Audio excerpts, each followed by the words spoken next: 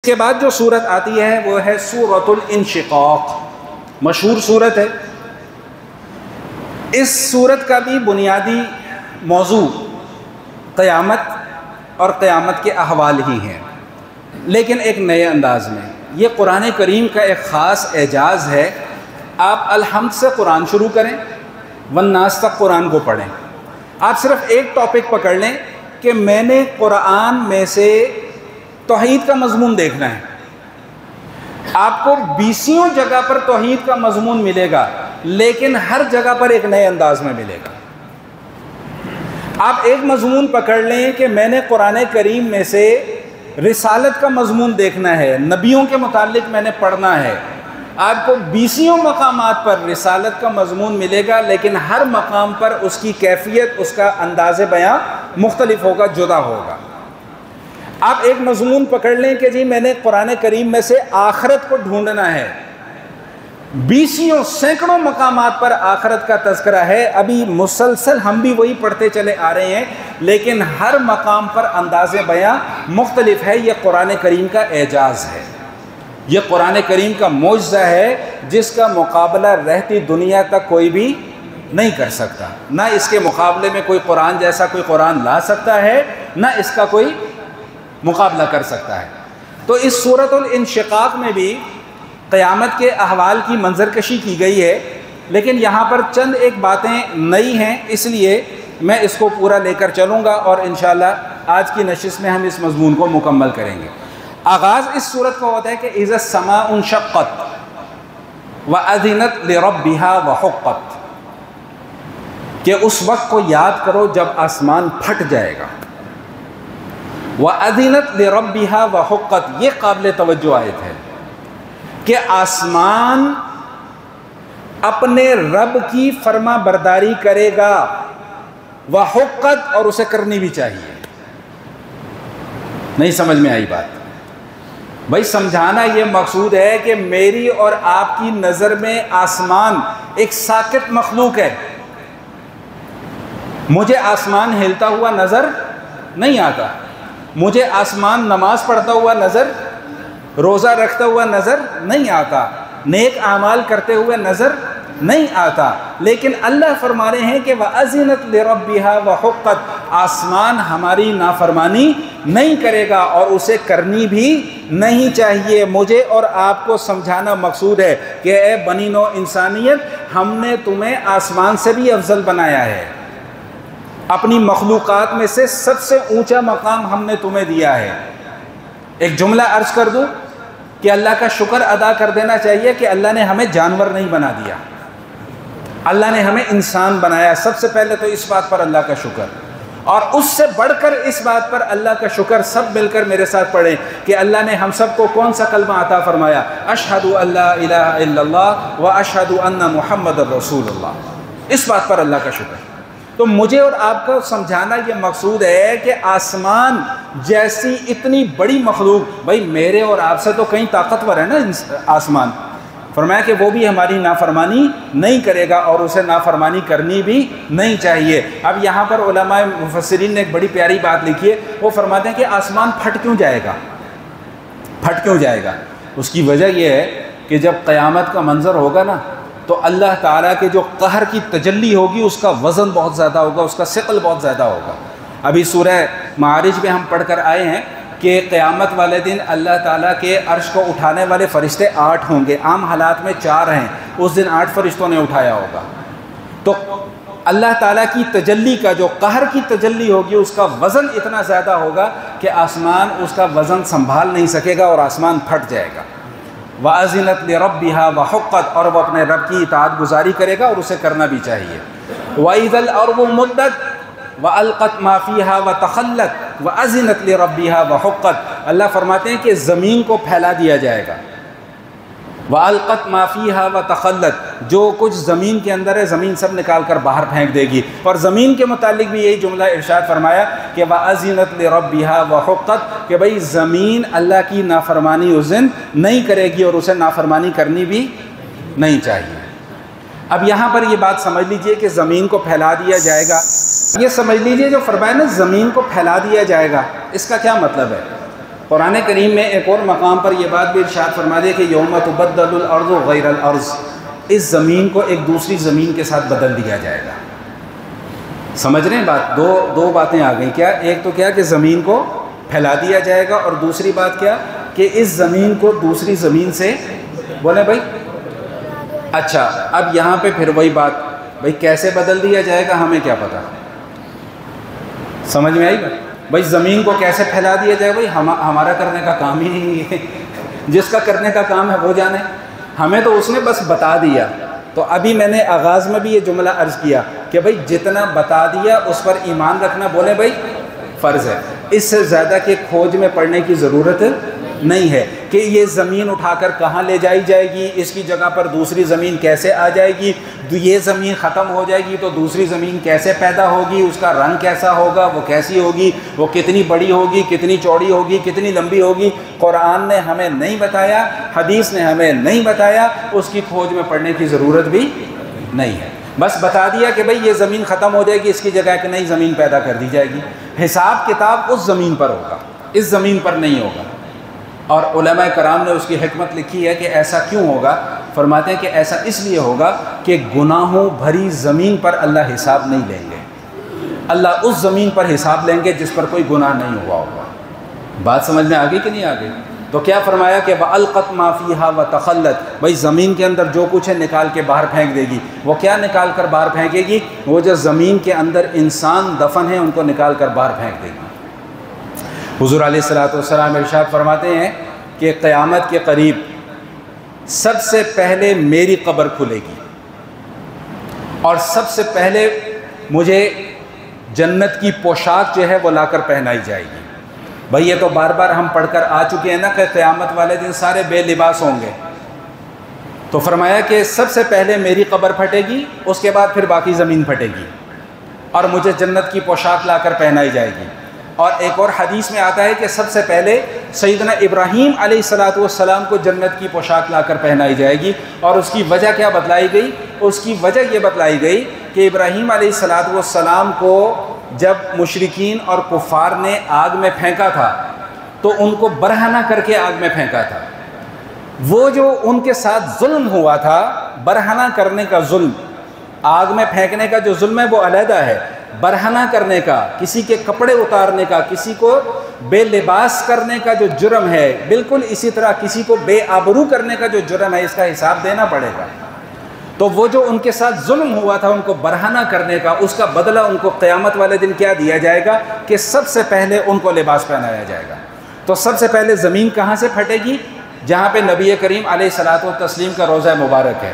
اس کے بعد پھر باقی زمین جو ہے وہ آہستہ آہستہ پھٹتی چلی جائے گی اور لوگ قبروں سے نکلتے چلے آئیں گے اور میدان حشر میں جمع ہوتے چلے جائیں گے۔ اسی مضمون کو یہاں پر بیان فرمایا کہ وَأَلْقَتْ مَا فِيهَا وَتَخَلَّتْ وَأَذِنَتْ لِرَبِّهَا وَحُقَّتْ۔ اگلا جملہ کیا ہے میرے اور آپ کے لیے؟ فرمایا کہ یا ایھا الانسان انک کادح الی ربک کدحا فملاقیہ، اے انسان تمہیں بہت ساری تکلیفوں کے مراحل سے گزرنا پڑے گا اور آخر میں آ کر تمہیں اپنے رب سے ملاقات کرنی پڑے گی۔ یہ ایک ایسا جملہ ہے، بسا اوقات یہ جملہ حوصلہ بڑھا دیتا ہے کہ اچھا رب سے ملاقات ہوگی، اللہ اکبر۔ مومن کی تو شان ہے، ابھی پچھلے جمعے بھی بات گزری کہ مومن کو تو شوق ہی یہی ہے کہ اس کی اپنے مالک سے ملاقات ہو جائے، اور کبھی کبھی جو ہے کانپیں ٹانگ جاتی ہیں، یعنی ٹانگیں کانپ جاتی ہیں۔ اللہ کے سامنے پیش ہونا ہے، میں نے اللہ کے سامنے کھڑے ہونا ہے، اللہ نے مجھ سے حساب لینا ہے، کیا بنے گا میرا؟ وہ ایک حدیث شریف میں آتا ہے نا، اللہ کمی بیشی معاف فرمائے، کہ بنی اسرائیل کا ایک شخص تھا، اس کو اللہ نے بڑی لمبی عمر دی، 500 سال کی اس کی عمر تھی، ہو سکتا ہے عمر اس سے زیادہ ہو۔ 500 سال وہ اللہ کی عبادت کرتا رہا، اور عبادت اس نے اس انداز میں کی کہ درمیان سمندر میں ایک ٹیلے پر جا کر بیٹھ گیا۔ گزشتہ امتوں میں اس کو رہبانیت کہا جاتا ہے، یہ گزشتہ امتوں میں جائز تھی، ہماری شریعت کے اندر یہ رہبانیت جائز ہے؟ بولیں بھائی؟ مجھے پتہ ہے بھائی نیند آ رہی ہے، تھوڑا سا جاگ جاؤ، بس تھوڑی دیر رہ گئی ہے، بات ختم کر رہا ہوں میں۔ تو گزشتہ شریعتوں میں رہبانیت جائز تھی کہ بھائی سب کچھ بیوی بچے سب کچھ چھوڑ چھاڑ کے جنگلوں میں نکل جاؤ، وہاں پر عبادت کرو، گزشتہ شریعتوں میں جائز تھا۔ اس شریعت کے اندر یہ جائز ہے۔ اس شریعت کے اندر کیا حکم ہے؟ بیوی بچوں کے ساتھ رہو، گھر والوں کے ساتھ رہو، خاندان والوں کے ساتھ رہو، روزی روٹی کماؤ اور ساتھ ساتھ اللہ کی کیا کرو بھائی؟ عبادت بھی کرو۔ یہ نہیں کہ جنگلوں میں نکل جاؤ۔ خیر وہ ایک ٹیلے پر جا کر بیٹھ گیا، اب وہ اللہ کی عبادت کر رہے ہیں۔ اب درمیان سمندر میں ایک ٹیلا ہے، نہ کھانے کا انتظام ہے نہ پینے کا انتظام ہے۔ صحیح حدیث سنا رہا ہوں، کہانی نہیں سنا رہا۔ تو اللہ تعالیٰ کو اس کی ادا یہ پسند آئی، تو اللہ تعالیٰ نے اسی ٹیلے کے نیچے کھارے سمندر میں ایک میٹھا چشمہ جو ہے وہ جاری کر دیا، اور ایک انار کا درخت لگ گیا۔ روزانہ اس میں ایک انار اگتا، وہ نیچے اترتا، انار کھاتا، اللہ کا شکر ادا کرتا، چشمے کا ٹھنڈا پانی پیتا، اور اس کے بعد پھر عبادت میں مصروف ہو جاتا۔ 500 سال تک یہی معمول چلتا رہا۔ 500 سال کے بعد اس کی موت ہو گئی۔ جب موت کا وقت قریب آیا تو اس نے اللہ سے ایک دعا اور کی کہ یا اللہ آپ نے اتنے مجھ پر انعامات کیے ہیں تو میری ایک خواہش اور بھی پوری کر دیں۔ وہ میری خواہش یہ ہے کہ میری موت سجدے کی حالت میں ہو۔ اللہ تعالیٰ نے اس کی اس دعا کو بھی قبول فرما لیا اور سجدے کی حالت میں اس کی روح پرواز کر دی۔ اب جب اللہ کی بارگاہ میں پیش ہوا، یہ حضور بتلا رہے ہیں کہ اس کے ساتھ کیا معاملہ ہوا، تو اللہ تعالیٰ نے فرمایا کہ بھائی تیری عبادات وغیرہ سب اپنی جگہ، تو ہمارا تجھ پر فضل ہے، تو جنت کے اندر چلا جا۔ وہ اڑ کے کھڑا ہو گیا۔ وہ فضل 500 سال کی عبادت کی ہے، پھر بھی آپ کے فضل سے جنت میں جانا ہے، اور میری 500 سال کی عبادت کہاں گئی؟ پھر بھائی نہیں بات سمجھ میں آئی۔ بھائی وہ یہ چاہ رہا تھا کہ جو میں نے 500 سال عبادت کی ہے مجھے اس کا بدلہ ملے۔ آپ کہہ رہے ہیں کہ جی آپ کے فضل سے تو میری 500 سال کی عبادت کا کیا بنے گا، میں بلا وجہ اتنا تکلیف و اتنے جوکھن میں پڑا رہا۔ اللہ پاک فرماتے ہیں اچھا، فرشتوں کو حکم دیا کہ جاؤ اس کو ذرا جہنم کے دروازے کے پاس لے جاؤ، اور بالکل پاس نہیں لے کے جانا، 500 سال کی دوری پہ رکھنا ہے۔ جہنم سے 500 سال کی دوری پہ جب جہنم کی گرماہٹ اسے محسوس ہوئی تو چیخنے چلانے لگا، چیخنے چلانے لگا، پیاس پیاس، پانی لاؤ پانی لاؤ پانی لاؤ۔ بھائی پانی تو نہیں ملے گا، میں ہر قیمت چکانے کو تیار ہوں، کس طرح پانی ملے گا؟ انہوں نے کہا وہ جو 500 سال تک تو بیٹھ کر عبادت کرتا رہا ہے نا، اس کا سارا ثواب دے گا، پھر یہ تجھے پانی پینے کو ملے گا۔ انہوں نے کہا نہیں بھائی، یا اللہ آپ سے مقابلہ نہیں کر سکتا، آپ کا فضل ہے، بس آپ اپنے فضل سے مجھے جنت میں داخل فرما دیں۔ میرے اعمال کی اللہ کی نظر میں کوئی حیثیت نہیں ہے، کوئی وقت نہیں ہے۔ میں اگر کوئی نیک عمل کر رہا ہوں تو اپنی ذات کے لیے کر رہا ہوں، اللہ کے اوپر کوئی احسان نہیں کر رہا۔ تو اللہ کیا فرما رہے ہیں کہ یا ایھا الانسان انک کادح الی ربک کدحا فملاقی، بڑی تکالیف کے مراحل سے گزر کر آخر کار تمہیں ہمارے پاس آنا پڑے گا۔ مفسرین نے ایک حدیث نقل کی ہے، مسند ابو داود الطیالسی کی کتاب ہے حدیث کی، وہاں سے یہ روایت نقل کی گئی ہے، بڑی قابل توجہ حدیث ہے، سنیے گا پھر بات کو آگے لے کے چلتے ہیں۔ فرماتے ہیں کہ جبریل امین علیہ الصلوۃ والتسلیم نبی کریم علیہ الصلوۃ والتسلیم کی خدمت میں حاضر ہوئے، 3 باتیں عرض کی، بڑی کام کی باتیں ہیں 3 باتیں۔ پہلی بات، عیش یا محمد کیف شئت فإنک میت۔ اے محمد، سب بولیں بھائی صلی اللہ علیہ وآلہ وسلم، جتنا آپ نے دنیا میں رہنا ہے رہ لیں، جتنا آپ نے دنیا میں جینا ہے جی لیں، فإنک میت، ایک دن ایسا آنا ہے کہ آپ نے اس دنیا سے جانا ہے۔ کوئی نبی نہیں بچ سکا۔ عیش یا محمد کیف شئت، اے محمد صلی اللہ علیہ وسلم جتنا جینا چاہتے ہیں جی لیں، فإنک میت، ایک نہ ایک دن آپ کو اس دنیا سے جانا پڑے گا۔ نبی ہو، ولی ہو، بزرگ ہو، بابا ہو، پیر ہو، حکمران ہو، عوام ہو، امیر ہو، غریب ہو، فقیر ہو، بادشاہ ہو، گاڑی والا ہو، پیدل چلنے والا ہو، بہت بڑے بنگلے میں رہنے والا ہو، ایک چھوٹی سی جھونپڑی میں رہنے والا ہو، جس کے سر پر چھت ہے اس نے بھی اس دنیا سے جانا ہے، جس کے سر پر چھت نہیں اس نے بھی اس دنیا سے جانا ہے۔ کوئی یہ نہ سمجھے کہ وہ تو چلا گیا میں تو ابھی ٹکا ہوا ہوں۔ بھائی کتنی دیر اور ٹک جاؤ گے؟ 50 سال ٹک جاؤ گے، 60 سال 70 سال 80 سال 90 سال کتنے دن اور ٹک جاؤ گے؟ آخر ایک نہ ایک دن تمہیں یہاں سے جانا ہے۔ تو پہلی بات کیا ارشاد فرمائی کہ عش یا محمد کیف شئت فإنک میت، اے محمد صلی اللہ علیہ وسلم جتنا جینا چاہیں جی لیں، فإنک میت، ایک نہ ایک دن آپ نے یہاں سے جانا ہے۔ احب عمن شئت فإنک مفارقہ، اے محمد صلی اللہ علیہ وسلم جس سے جتنی محبت کرنا چاہیں محبت کر لیں، ایک نہ ایک دن چھوڑ کے جانا پڑے گا۔ ماں باپ کو چھوڑنا پڑے گا، اولاد کو چھوڑنا پڑے گا، بہن بھائیوں کو چھوڑنا پڑے گا، ملنے والوں کو چھوڑنا پڑے گا، رشتہ داروں کو چھوڑنا پڑے گا، قبر کے 6 فٹ کے گڑھے میں جانا پڑے گا۔ کوئی کسی کے کام نہیں آنے والا، کوئی کسی کی مدد نہیں کرنے والا۔ ڈرانے کے لیے رونانے کے لیے یہ باتیں نہیں کر رہا آپ کے سامنے، صرف سمجھانے کے لیے گزارشات عرض کر رہا ہوں کہ ہم دنیا کی محبت میں پاگل ہوئے ہیں، صبح سے شام تک دنیا دنیا دنیا، پیسہ پیسہ پیسہ، عہدہ عہدہ عہدہ، گاڑیاں بنگلے بیوی بچے، یہ مل جائے وہ مل جائے، فلاں مل جائے ڈھمکانا مل جائے۔ اللہ کرے کہ سب کو ملے، آمین تو بول دو بھائی، اللہ کرے کہ سب کو ملے، لیکن قرآن کا یہ کہتا ہے، حدیث یہ کہتی ہے، نبی کا طریقہ یہ بتلاتا ہے کہ دنیا کماؤ ضرور لیکن دنیا کو یہاں پر بساؤ نہیں۔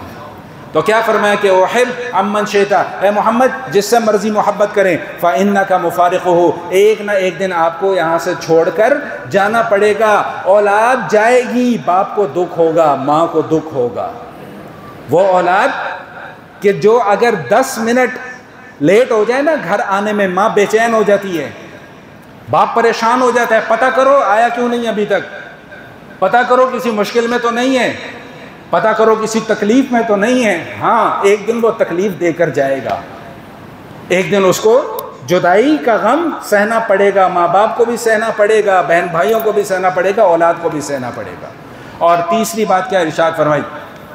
تیسری بات یہ ارشاد فرمائی کہ اے محمد صلی اللہ علیہ وآلہ وسلم، میرے ذہن سے نکل گئی تھی بات، ہاں تیسری بات یہ ارشاد فرمائی کہ وَعْمَلْ مَا شِئْتَ فَإِنَّكَ مُلَاقِيهِ، جو مرضی عمل کر لو ایک نہ ایک دن اللہ سے ملنا پڑے گا۔ اچھا عمل کرو گے کامیابی مقدر بنے گی، برا عمل کرو گے ناکامی مقدر بنے گی۔ ٹائم بہت زیادہ ہو گیا، آخری 3-4 آیات رہ گئی ہیں، اگر اجازت ہو تو میں اس مضمون کو مکمل کر دوں۔ اجازت ہے جی؟ بولے بھائی دل سے اجازت ہے؟ میں اندر ہی اندر کہہ رہا ہوں مولوی بس کر دے، جان چھڑ دے ساڑی۔ اچھا بھائی اس مضمون کو بس تھوڑا سا ٹائم مجھے دے دیں، میں اس مضمون کو مکمل کر دوں۔ اس کے بعد کیا ارشاد فرمایا؟ فرمایا کہ بھائی فلا فاما من اوتیا کتابہ بیمینی فسوف یحاسب حسابا یسیرا، بھائی بار بار ہم پڑھ چکے ہیں، نامہ اعمال دیا جائے گا یا تو دائیں ہاتھ میں ملے گا یا کس میں ملے گا بھائی؟ بائیں ہاتھ میں ملے گا۔ اللہ فرمانے کہ دائیں ہاتھ والا کیا ہو جائے گا؟ کامیاب۔ بائیں ہاتھ والا کیا ہو جائے گا؟ ناکام۔ حضور دعا فرما رہے ہیں اللہم حاسبنی حسابا یسیرا، اے اللہ میرا حساب کتاب آسان کر دیجئے۔ امی عائشہ پوچھتی ہیں کہ یا رسول اللہ آسان حساب کتاب کیا ہوتا ہے؟ فرمایا کہ آسان حساب کتاب یہ ہے کہ حساب کتاب ہو ہی نہ۔ من نوقش فی الحساب ہلاکا، اے عائشہ جس شخص کا حساب کتاب شروع ہو گیا وہ ہلاک ہو جائے گا۔ اللہ نے صرف اتنا پوچھ لیا نا، صرف اتنا پوچھ لیا کہ فلاں کام کیا تھا جی، کیا تھا، کیوں؟ کوئی جواب نہیں۔ فلاں کام نہیں کیا تھا، نہیں کیا تھا، کیوں؟ کوئی جواب نہیں۔ بہن کا حصہ مارا تھا، کیوں؟ کوئی جواب نہیں۔ جائیداد ضبط کی تھی، کیوں؟ کوئی جواب نہیں۔ قبضہ کیا تھا جی، کیا تھا، کیوں؟ کوئی جواب نہیں۔ حضور کیا فرما رہے ہیں؟ من نوقش فی الحساب، جس کا حساب کتاب شروع ہو گیا ہلاکا، وہ ہلاک ہو جائے گا۔ آگے جن لوگوں کا نامہ اعمال بائیں ہاتھ میں دیا گیا ان کے متعلق کیا ارشاد فرمایا؟ ان کے متعلق ارشاد فرمایا کہ انہ کان فی اہلہ مسرورا انہ ظن ان لن یحور، یہ تو اپنے بیوی بچوں میں مست مگن بیٹھا ہوا تھا، یہ سمجھتا تھا کہ میں نے اللہ کی بارگاہ میں پیش ہی نہیں ہونا۔ آج جب اللہ کی بارگاہ میں پیش ہوئے ہو تو دودھ کا دودھ اور پانی کا پانی ہو جائے گا۔ 3 قسمیں اللہ تعالیٰ کھاتے ہیں، فلا اقسم بالشفق واللیل وما وسق والقمر اذا اتسق۔ شفق کہتے ہیں جو آفتاب یعنی سورج غروب ہونے کے بعد تھوڑی دیر سفیدی ہوتی ہے، اس کو بھی شفق کہا جاتا ہے، اس کو شفق ابیض کہتے ہیں۔ پھر اس کے بعد تھوڑی دیر سرخی ہوتی ہے اس کو شفق احمر کہتے ہیں. پھر اس کے بعد ایک سفیدی سی چھا جاتی ہے, اس کو شفق ابیض کہتے ہیں. وہ گزرتی ہے تو پھر رات شروع ہوتی ہے. اللہ نے شفق کی قسم کھائی, رات کی قسم کھائی, اور جب رات آتی ہے تو پھر چاند نکلتا ہے. اللہ نے چاند کی بھی قسم کھائی, اور کیا جملہ ارشاد فرمایا قابل توجہ, لَتَرْكَبُنَّ طَبَقًا عَنْ طَبَقٍ, ایک ایک سیڑھی کر کے تم اوپر چڑھتے چلے جاؤ گے. میں بہت آسان الفاظ میں اس کی تفسیر عرض کر کے اپنی بات کو مکمل کر رہا ہوں کہ تم کچھ نہیں تھے, تم پانی کے ایک گندے قطرے کے اندر پائے جانے والے لاکھوں کروڑوں جرثوموں میں سے کسی ایک جرثومے کا حصہ تھے.